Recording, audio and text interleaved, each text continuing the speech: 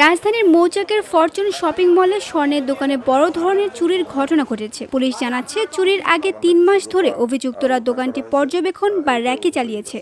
ডিএমপির media সেন্টারে শুক্রবার আয়োজিত সংবাদ সম্মেলনে ঢাকা মেট্রোপলিটন পুলিশের গোয়েন্দা শাখা ডিবি এসব তথ্য প্রকাশ করেছেন। পুলিশ জানিয়েছে, চুরির দিন মলের শৌচাগারের জানালায় বাঁধা সুতা ব্যবহার করে চোরেরা দোকানে প্রবেশ করেছিল। তারা প্রায় ৩ মাস ব্যাপী এটা রেখে মামলায় গত ৭২ ঘন্টায় অভিযানে ৪ জনকে গ্রেফতার করা হয়েছে। তাদের নাম শাহিন মাতব্বর ওরফে শাহিন, নুরুল ইসলাম, উত্তম চন্দ্র সুর ও অনিতা রায়। তাদের কাছ থেকে উদ্ধার করা হয়েছে ১৯০ ভরি স্বর্ণ, কিছু রূপা, একটি মোটরসাইকেল এবং ১,৭৭,২০০ টাকা।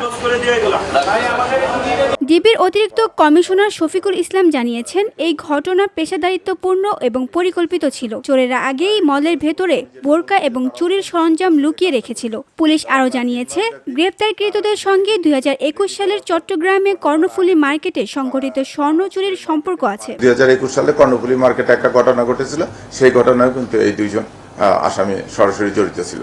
তারা ওই ঘটনা থেকে গ্রেপ্তার হয়েছিল, তারা জামিনে এসে আবার তারা এই কাজ শুরু করেছে। চুরির ঘটনা ঘটেছিল ৮ই অক্টোবর রাতে। মলের সিসিটিভি ফুটেজ ও তথ্য প্রযুক্তি ব্যবহার করে অভিযান চালিয়ে অভিযুক্তরা ধরা পড়ে।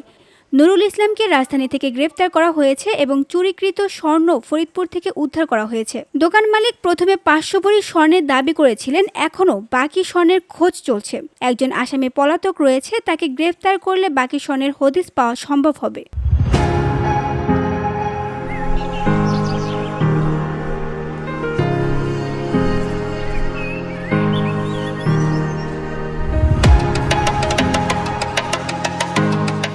এখন পর্যন্ত চুরি হওয়া স্বর্ণ বিক্রির পর্যায়ে যায়নি, কিছু অংশ গলানো অবস্থায় পাওয়া গেছে। চক্রের সদস্যরা নিজেদের পরিচয় দিতেন কৃষিকাজ বা গরুর খামারের কর্মী হিসেবে, কিন্তু গোপনে বড় ধরনের চুরির পরিকল্পনা করতেন। VOD Bangla news desk.